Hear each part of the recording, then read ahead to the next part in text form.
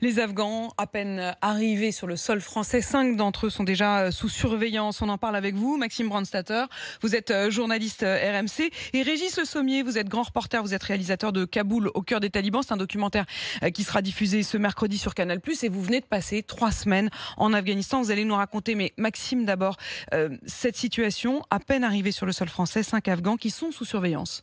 Exactement, 5 hommes soupçonnés d'être en lien avec les talibans. On sait que parmi eux, il y a au moins 2 frères. Ils sont actuellement dans un hôtel à Noisy-le-Grand en Seine-Saint-Denis, une commune où ils sont surveillés et dont ils n'ont pas le droit de s'éloigner. Alors, présentent-ils un risque ?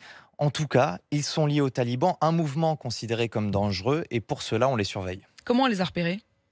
Alors, l'un d'eux a reconnu être un taliban et avoir porté des armes en tant que responsable d'un barrage à Kaboul. Mais cet homme a aussi aidé des policiers et les militaires à évacuer l'ambassade de France, une aide pour laquelle il risque d'importantes représailles en Afghanistan, d'après une source proche du dossier. La France a donc décidé de l'expatrier avec sa famille par avion. Ce n'est qu'après avoir quitté Kaboul que la Direction générale de la surveillance intérieure, la DGSI, a pu enquêter sur lui. Et à son atterrissage en France, on s'est rendu compte que d'autres rapatriés, 4 hommes, sont proches de lui et du mouvement taliban. On a donc décidé de restreindre à tous leur liberté. Mais c'est vrai qu'il y a quelque chose d'absurde. On se dit, ils sont rentrés, maintenant qu'ils sont sur le sol français, qu'est-ce qu'on fait ? Alors, est-ce qu'on peut les expulser ?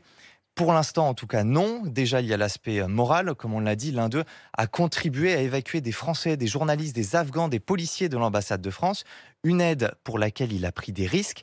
Mais, encore une fois, il reste lié au mouvement des talibans.